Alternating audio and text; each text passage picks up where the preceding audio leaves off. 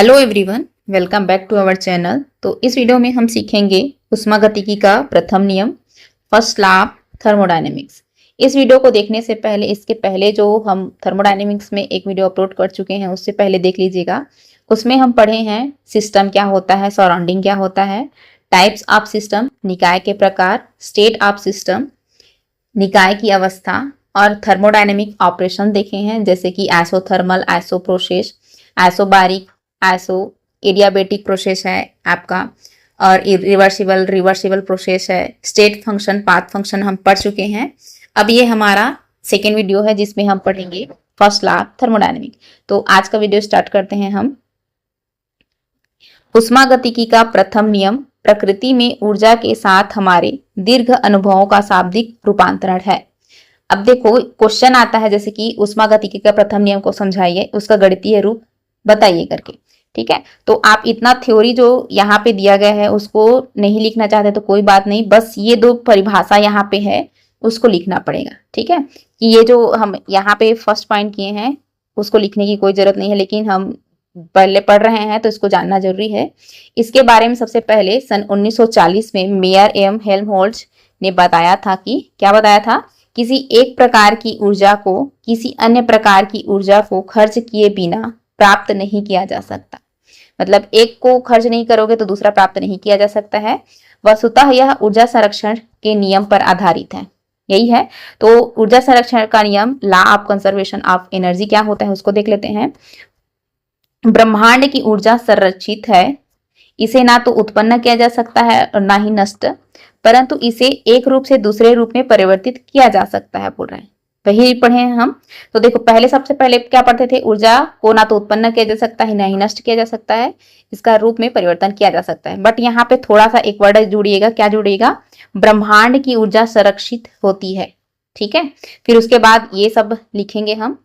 अब क्या है, चूंकि ब्रह्मांड को एक विलगित निकाय मतलब कि आइसोलेटेड सिस्टम बोला गया है, माना जाता है, अतः किसी विलगित उष्मागतिकी निकाय के लिए उपयुक्त नियम को निम्न प्रकार व्यक्त किया जा सकता है। किस तरीके से होगा उसको, आइसोलेटेड सिस्टम जिसको निकाय बोलते हैं, एक विलगित निकाय की संपूर्ण ऊर्जा का मान निश्चित रहता है, यद्यपि इसे समतुल्य मात्रा में रूपांतरित किया जा सकता है।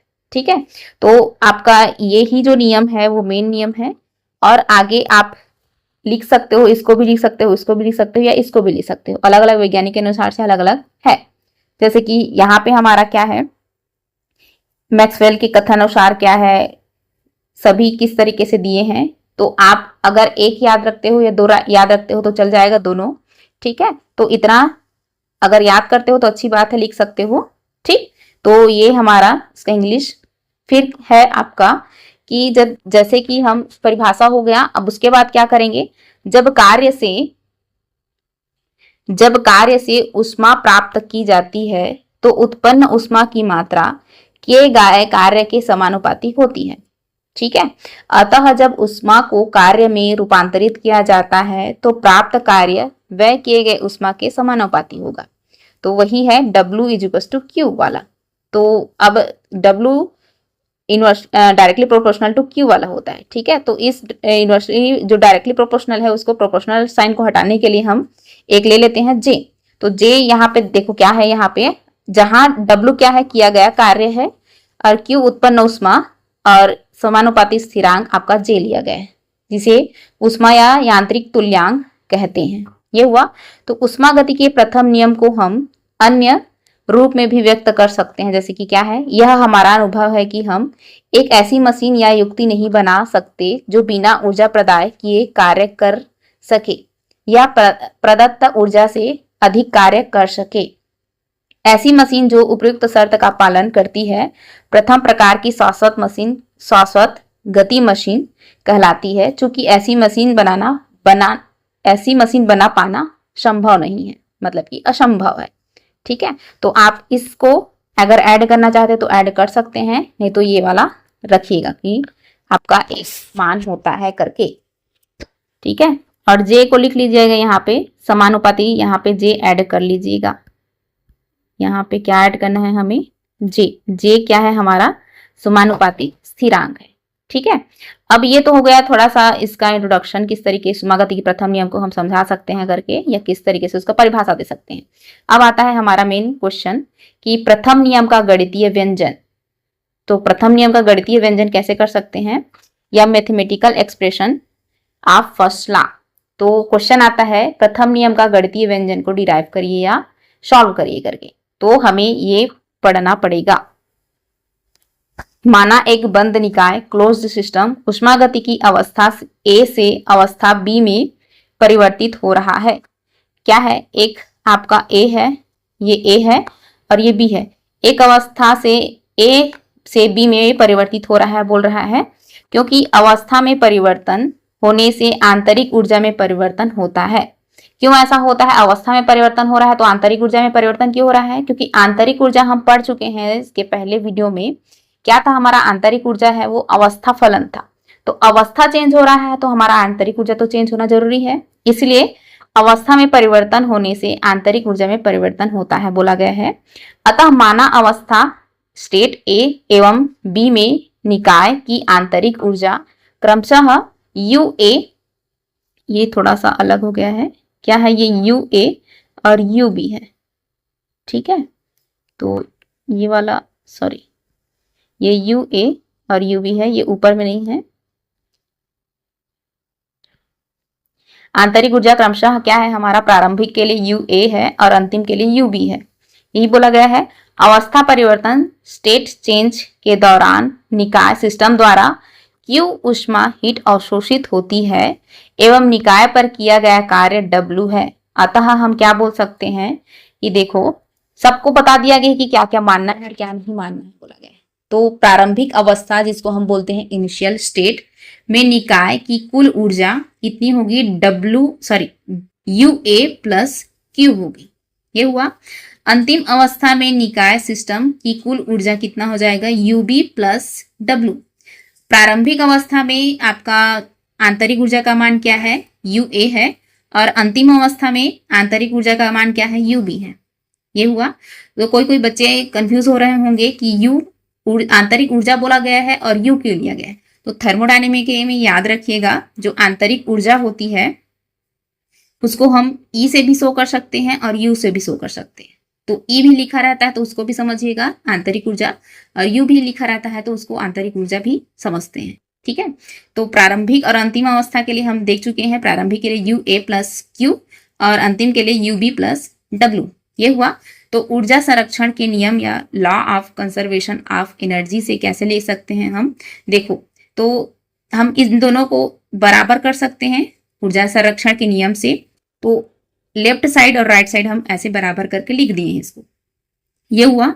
तो उष्मागतिकी के प्रथम नियम से हमें मान चाहिए क्यू का, तो क्यू को लेफ्ट साइड में ही रखे हैं और यू ए जो है उसको हम क्या कर दिए हैं, राइट साइड में कर दिए हैं। तो यू ए इधर लेफ्ट साइड में प्लस में है, तो इधर जाकर राइट साइड में क्या हो गया है, वो माइनस में हो गया है। तो Q is equal to U B minus U A plus W, ये हुआ। तो देखो एक हम जानते हैं कि अगर अंतिम अवस्था और प्रारंभिक अवस्था का ऊर्जा अंतर लेते हैं, एनर्जी चेंज लेते हैं, तो उसको क्या से शो करते हैं, डेल से शो किया जाता है। तो हम क्या लिख सकते हैं इसको, Q इज इक्वल टू, ये दोनों को एक साथ यहाँ पे लिख सकते हो, यू बी माइनस यू ए को क्या लिखा गया है, डेल यू लिखा गया है। तो आप लिख सकते हैं माना कि U B minus U A is equal to del U करके। अब क्या है कि ये W का मान फिर वही उतार दिए हैं, तो हम इसको इक्वेशन नंबर 1 मान लेते हैं, ये हुआ। अब देखो इक्वेशन नंबर 1 तो मान ली है, किसी बंद निकाय द्वारा अवशोषित ऊष्मा निकाय की आंतरिक ऊर्जा में वृद्धि एवं निकाय पर किए गए कार्य का योग होता है। इसी जो इक्वेशन नंबर 1 बोले हैं हम, उसको ये डिराइव किया गया है हिंदी में, और ये क्या है, हमारा जो इक्वेशन नंबर 1 है उष्मागतिकी का प्रथम नियम के लिए गणितीय व्यंजन है। ठीक है, मैथमेटिकल एक्सप्रेशन है। तो बंद निकाय द्वारा अवशोषित ऊष्मा, अवशोषित को क्या करते हैं हम, पॉजिटिव से शो करते हैं, तो इसीलिए क्लोज सिस्टम में अवशोषित ऊष्मा निकाय की आंतरिक ऊर्जा मतलब कि इंटरनल एनर्जी डेल यू में वृद्धि, मतलब कि वृद्धि हो रहा है, डेल लिख रहे हैं इसलिए, एवं निकाय पर किए गए कार्य का योग, ये किए गए कार्य है, इन दोनों का योग ही हमारा क्या हो रहा है, हमारा अवशोषित ऊष्मा है बोला गया है। तो वर्ड में भी समझ आ गया। अब देखो जो इक्वेशन नंबर 1 है उसको अगर हम सूक्ष्म मतलब कि माइक्रो चेंज के लिए अगर डिराइव करते हैं इक्वेशन तो क्या हो जाएगा, तो ये वाला इक्वेशन हो जाएगा निकाय में सूक्ष्म परिवर्तन के लिए उपयुक्त व्यंजन निम्न प्रकार से लिखा जा सकता है। मतलब कि इक्वेशन नंबर 1 को हम D Q is equal to D U plus D W या डेल के लिए भी बोला जाता है इसको। तो इस जो इक्वेशन नंबर 1 था हमारा उसको इस तरीके से हम लिख सकते हैं। ठीक है, सूक्ष्म परिवर्तन याद रखिएगा, सूक्ष्म परिवर्तन के लिए पूछता है तो ये इक्वेशन नंबर 2 देना है, और सिंपल उष्मागतिकी के प्रथम नियम बोलेगा तो इसको भी दे सकते हैं। तो आप इसके आगे जितना भी पढ़ोगे उष्मागतिकी में या थर्मोडायनेमिक्स में, उसमें या तो ये वाला लेंगे या तो ये सेकेंड वाला लेंगे, कहीं पे भी कुछ भी दोनों में इक्वेशन में से एक को फाइंड करेंगे, मतलब कि पुट कर देंगे। ये हुआ तो दोनों याद रखना पड़ेगा हमें। अब इसके आगे देखते हैं कि प्रथम नियम की कुछ निष्कर्ष हैं, किस तरीके से आपका जो प्रथम नियम था वो कहाँ कहाँ पे रुद्धोष्म प्रक्रम जो पहले हम पढ़ चुके हैं थर्मोडायनेमिक ऑपरेशन के रूप में उसमें हम देखे थे रुद्धोष्म प्रक्रम के लिए। तो रुद्धोष्म प्रक्रम मतलब कि एडियाबेटिक प्रोसेस, जिसके लिए डी क्यू का मान होता है 0, क्योंकि वो क्या होता है, आइसोलेटेड होता है, विलगित निकाय होता है। कैसे होता है, जैसे कि देखो कोई सिस्टम है उसको हम क्या कर देते हैं, उसको बाहर से एक और कोटेट लगा देते हैं, जिससे हमारा एनर्जी और जो पदार्थ होता है, मैटर होता है, वो ना तो अंदर आए ना ही बाहर जाए, उसको बोलते हैं आइसोलेटेड सिस्टम। तो एनर्जी जो ऊष्मा है वो अंदर नहीं आ रहा है ना ही बाहर जा रहा है, तो क्यू क्या हो जाएगा वहां पे 0, जैसे कि थर्मस होता है आपका। ठीक है, अगर गर्म पानी या ठंडा पानी डाल देते हैं और उसको बंद कर देते हैं तो देखेंगे कि हम उसका जो बाहरी तत्व है आपका उसको छुएंगे तो क्या रहेगा, बाहरी को टच करेंगे ना तो वो ठंडा लगेगा ना ही गर्म लगेगा। तो इसीलिए जो क्यू होता है वहां पे यहाँ पे क्या हो जाता है, 0 होता है। ठीक है, तो रुद्धोष्म प्रक्रम में सिस्टम एवं सराउंडिंग के मध्य ऊष्मा विनिमय नहीं होता है बोल रहा है। तो D Q is equal to क्या हो जाएगा, 0 हो जाएगा। ये हुआ। अब ऊष्मागतिकी के प्रथम नियम से देखो फिर से आ गया हमारा उष्मागतिकी का प्रथम नियम। तो उष्मागतिकी के प्रथम नियम में हम जो इक्वेशन नंबर 2 लिखे थे वो यहाँ पे इसको फिर से पुट कर दिए हैं। अब क्या किए हैं, देखो D Q is equal to D U plus D W. ठीक है, तो यहाँ पे डी क्यू जो है वो हमारा क्या है, 0 है। तो डी क्यू के जगह क्या रख देंगे, यहाँ पे हम 0 रख दिए। ये हुआ equal to D U plus D W. तो अब देखो लेफ्ट साइड में 0 है तो हम क्या करेंगे, राइट साइड वाला एक को लेफ्ट साइड ले आएंगे और राइट साइड एक को रखेंगे। ये हुआ। तो D W is equal to एक को इधर ले आएंगे तो ये क्या हो जाएगा आपका, माइनस में हो जाएगा। तो ये एक और इक्वेशन हमारा प्राप्त हो गया। जब उष्मागतिकी के प्रथम नियम में रुद्धोष्म प्रक्रम लगाते हैं, एडियाबेटिक प्रोसेस करते हैं, तो हमारा जो उष्मागतिकी का प्रथम नियम है ये वाला इक्वेशन आता है। इक्वेशन नंबर 3 कर देते हैं इसको। ये हुआ। तो इसको वर्ड में हम कैसे लिखेंगे, देखो अतः किसी विलगित निकाय के लिए प्राप्त कार्य है आंतरिक ऊर्जा डी यू में कमी के बराबर होता है। कमी मतलब कि जो यहाँ पे देखिए नेगेटिव साइन लगा हुआ है तो उसी को बोला गया है कमी के बराबर होता है। ये हुआ। तो अगर प्रथम नियम पूछ करके रुद्धोष्म प्रक्रम के लिए बताओ बोलेगा तो इतना तक आपको देना है। ये पहला हुआ। अब दूसरा देखते हैं, चक्रीय प्रक्रम साइक्लिक प्रोसेस में आंतरिक ऊर्जा एक अवस्था फलन है। साइक्लिक प्रोसेस में होता है आंतरिक ऊर्जा, जिसको हम डी यू का बोलते हैं, वो क्या होता है यहाँ पे 0 होता है। ये देखिए 0, और ये जो साइन है देखिए साइन जो लगाया हुआ है ये साइक्लिक प्रोसेस के लिए ऐसा साइन यूज किया जाता है। ठीक है, तो सिंपल सा है हमारा कि आंतरिक ऊर्जा क्या होता है, यहाँ पे इंटरनल एनर्जी 0 होता है साइक्लिक प्रोसेस में। ये हुआ। तो उष्मागतिकी का फिर से प्रथम नियम आ गया हमारा। क्या था प्रथम नियम, यही वाला था, बस साइक्लिक के लिए बस ये वाला एक्स्ट्रा जोड़ दिए। ये हुआ। तो यहाँ पे देखो डी यू का मान यहाँ पे क्या पुट कर देंगे, हम 0 कर देंगे, और ये पहले से जैसा था वैसा ही रखेंगे।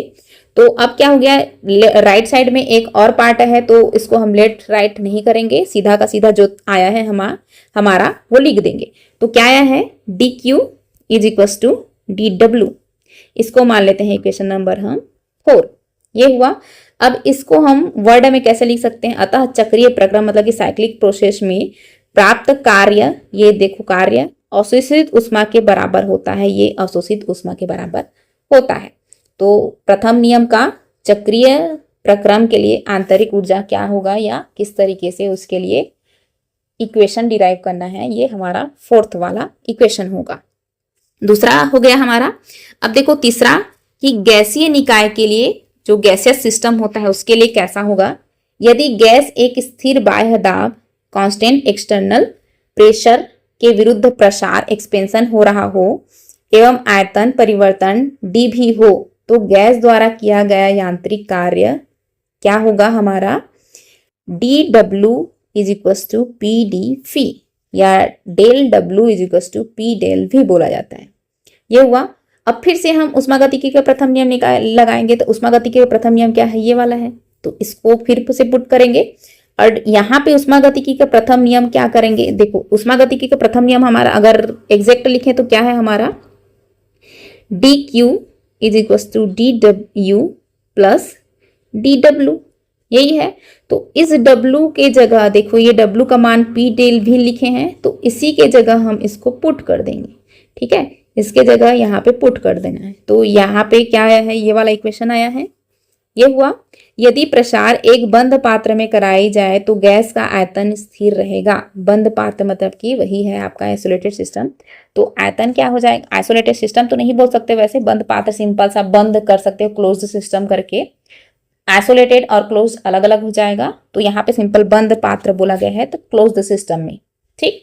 तो आयतन क्या हो जाएगा, स्थिर हो जाएगा, ये हुआ। तो आयतन स्थिर होगा मतलब कि D V is equal to क्या हुआ हमारा, 0 हो जाएगा। तो इस इक्वेशन में ये वाला पार्ट क्या हो जाएगा आपका, 0 हो जाएगा। तो क्या बचा, D Q is equal to D U. अब ये नीचे में देखोगे आप थोड़ा सा छोटा सा ये भी लिखा गया है, यहाँ पे भी लिखा गया है। इसका मतलब क्या है कि हम स्थिर आयतन रखे हैं, स्थिर आयतन कांस्टेंट वॉल्यूम रखे हैं, इसलिए नीचे में इस तरीके से भी लिख दिया जाता है, यहाँ पे भी शो कर देते हैं। ये समझ आया कि हम नीचे में भी क्यों लिखते हैं, क्योंकि कांस्टेंट हमारा रखता है। मान लो दाब अगर कांस्टेंट है, आपका प्रेशर जो कांस्टेंट है, तो यहाँ पे क्या लिख देंगे, उसका इक्वेशन क्या हो जाएगा, डी क्यू पी हो जाएगा, ठीक है। तो जो कांस्टेंट रहेगा उसको नीचे लिखना है हमें। तो ये हो गया हमारा 4 प्रोसेस, या सॉरी 4 नहीं 3 प्रोसेस। पहला रुद्धोष्म प्रक्रम एडियाबेटिक के लिए, दूसरा क्या था साइक्लिक प्रोसेस के लिए, और तीसरा था हमारा गैसीय निकाय मतलब कि गैसियस स्टेट के लिए। तो ये आपका उष्मागतिकी का प्रथम नियम का गणितीय व्यंजक हो गया। और इसको हम चाहें तो क्या बोल सकते हैं, जो उष्मा है वो आंतरिक ऊर्जा में वृद्धि में प्रयुक्त होता है करके इसको बोल सकते हो, जैसे कि ये वाला है, ठीक है। तो इतना में ये आपका गणितीय व्यंजन कंप्लीट हुआ। क्वेश्चन कैसे आता है कि प्रथम नियम का गणितीय व्यंजक को व्युत्पन्न कीजिए, तो आपको ये वाला देना है। पहले क्या देना है, परिभाषा देना है, और एक परिभाषा दोगे तो भी चलेगा। परिभाषा देकर क्या बता देना है हमें, किस तरीके से उसको आंतरिक ऊर्जा करना है और किस तरीके से उसका गणितीय व्यंजक आ रहा है। और 3 अभी देखे हैं कि प्रथम नियम के जो कुछ निष्कर्ष हैं, 3 निष्कर्ष निकला है, तो उन तीनों निष्कर्ष को भी दे देना है। तो इस वीडियो में यहीं तक रखते हैं, मिलते हैं नेक्स्ट वीडियो में, तब तक के लिए धन्यवाद।